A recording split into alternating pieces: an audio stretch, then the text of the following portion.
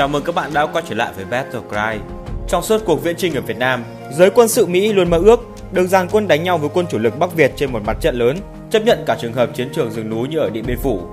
Nắm bắt được nguyện vọng này, Bộ Tổng Tư lệnh Quân đội Nhân dân Việt Nam đã tương kế tự kế, mở mặt trận đường 9 Khe Xanh để hút và giam chân một bộ phận quan trọng chủ lực tinh nhuệ của Mỹ Sài Gòn trên chiến trường rừng núi.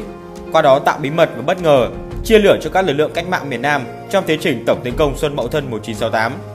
Khởi đầu như một đòn nghi binh chiến lược, các đơn vị bộ đội tại Khe Xanh cùng toàn mặt trận B5 đã áp dụng thế trận bao vây, đánh hiệp đồng binh chủng, tiêu diệt một bộ phận lớn sinh lực quan trọng, phá hủy khối lượng lớn phương tiện chiến tranh của Mỹ và Việt Nam Cộng Hòa, giải phóng một địa bàn gần 1 vạn dân.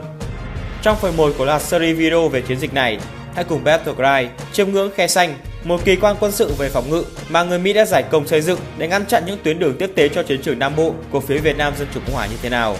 Có thể nói, người Mỹ đã đem tất cả những gì có thể mang tới Việt Nam đặt cả vào Khe Xanh. Sa bàn Khe Xanh trong Nhà Trắng.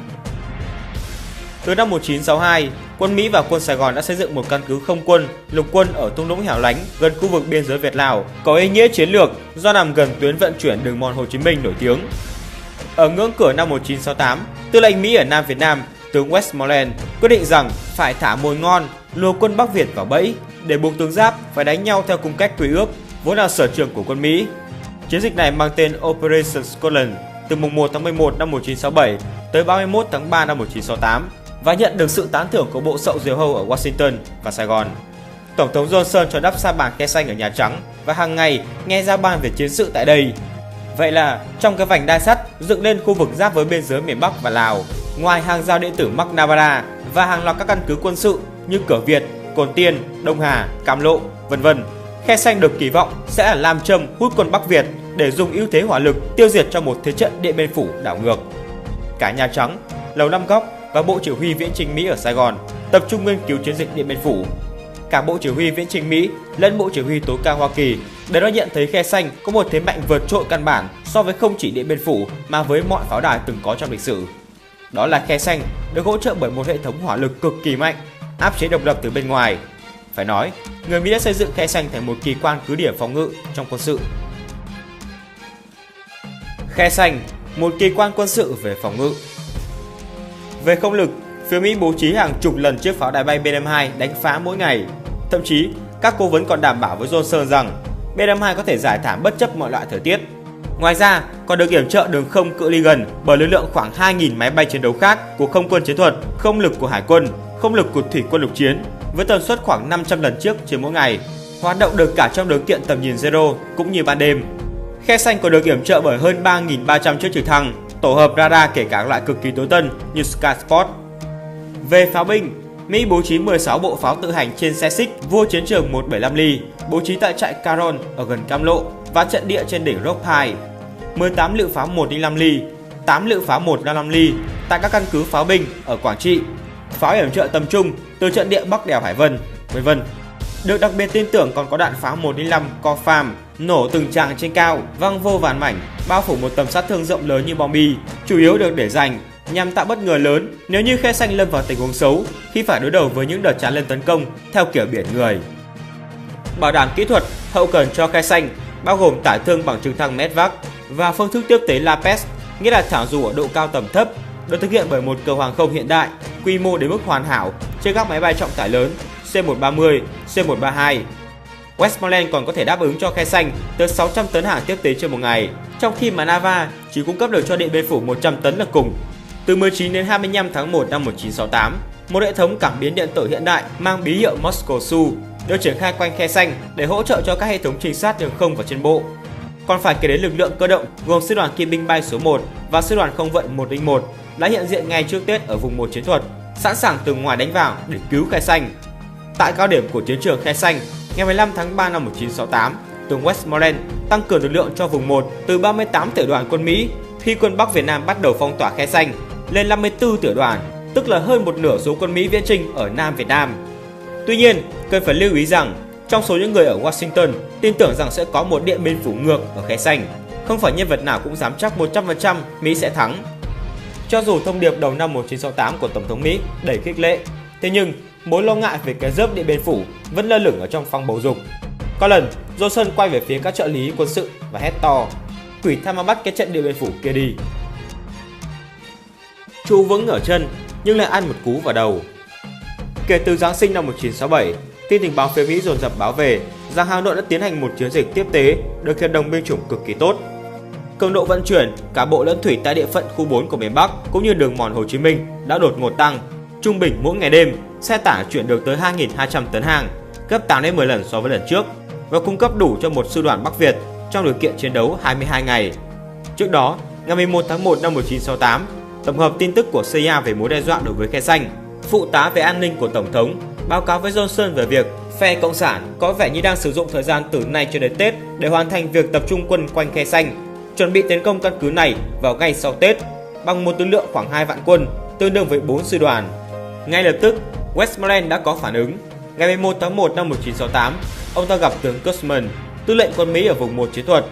Ngoài 2 tiểu đoàn lính thủy đánh bộ Mỹ tăng cường hiện đóng ở Khe Xanh, kế hoạch tăng viện 1 sẽ là một tiểu đoàn lính thủy đánh bộ Mỹ tới nơi sau 8 giờ ngay sau khi có lệnh. Kế hoạch tăng viện 2 sẽ là một tiểu đoàn thủy quân lục chiến Mỹ tới nơi 12 giờ sau khi có lệnh.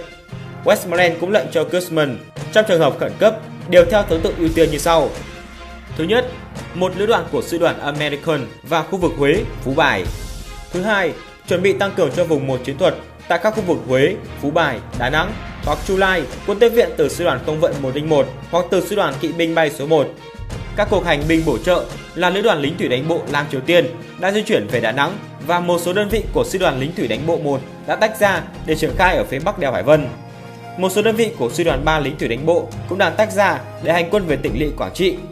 Và điều trớ trêu là thời hạn 31 tháng 1 mà Westmoreland quy định phải điều động xong quân tăng cường cho vùng 1 chiến thuật thì lại chính là cái ngày đi vào sử sách phương Tây với cái tên là cuộc tiến công Tết đồng loạt nổ ra trên toàn miền Nam.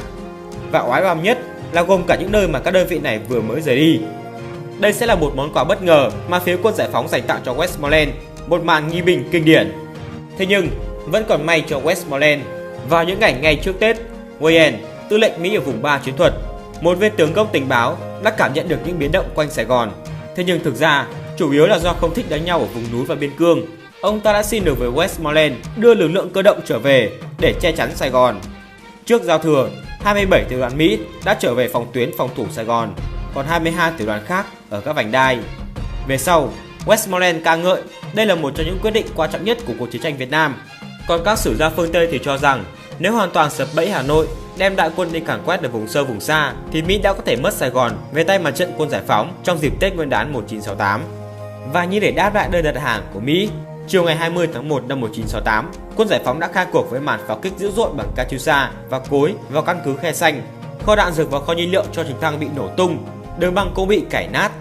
Vì dữ liệu được về độ khốc liệt của cuộc tiến công này, nên từ đầu tháng 1 năm 1968, Westmoreland đã ban bố hàng loạt các mệnh lệnh nhằm tập trung quân lực Mỹ lớn nhất trong khả năng cho phép để đánh trả địch.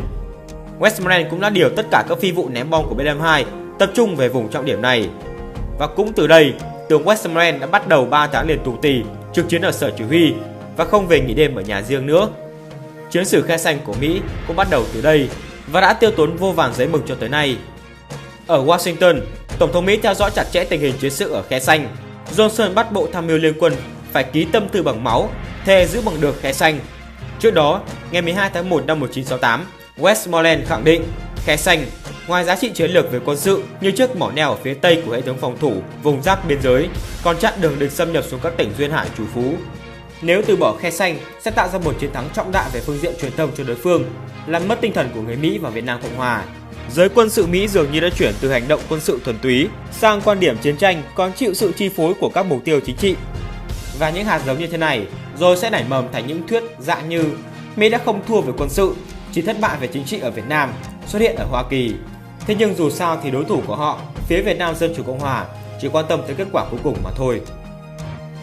Ở Khe Xanh, bất chấp 40 lần không kích của B-52 và 500 lần máy bay chiến thuật mỗi ngày, đối phương vẫn chưa xuất kích. Johnson lo lắng. Ngày 2 tháng 2, ông ta lại thúc bách Chủ tịch Hội đồng Liên quân Wheeler phân tích về sự tương đồng giữa Khe Xanh và Điện Biên Phủ. Trả lời vào hôm sau, Wheeler lại trích báo cáo của chính Westmoreland để trả lời Tổng thống. Theo đó, kỹ năng tác chiến và nhất là công năng vũ khí mà Mỹ hiện có ở Khe Xanh đều trên tài người Pháp ở Điện Biên vô cùng nhiều. Và điều lạ là trong dịp này, Westmoreland lại còn hỏi xin thêm máy bay C-130, máy bay trực thăng, các vũ khí cá nhân hiện đại hơn như tiểu liên M16, súng máy M60 và cối M29 cho quân Sài Gòn. Lý do là bởi vì quân giải phóng và cả du kích miền Nam sử dụng các loại vũ khí mới với hỏa lực mạnh đã gây lên một sự hoảng loạn trong hàng ngũ Việt Nam Cộng Hòa và cả quân Mỹ. Và lạ hơn nữa là Westmoreland lại còn đề cập đến khả năng dùng vũ khí hạt nhân chiến thuật hoặc là vũ khí hóa học nếu tình hình vùng gần tuyến quân sự tạm thời thay đổi nghiêm trọng. Vậy thì rốt cuộc là sao? Hoàn toàn tự tin về khả năng chiến thắng hay là vẫn còn khả năng thất bại? Nếu chắc thắng thì tại sao phải xin thêm vũ khí, khí tài trong khi đã biến Khe Sanh thành một kỳ quan phòng ngự rồi? Thật là đau đầu.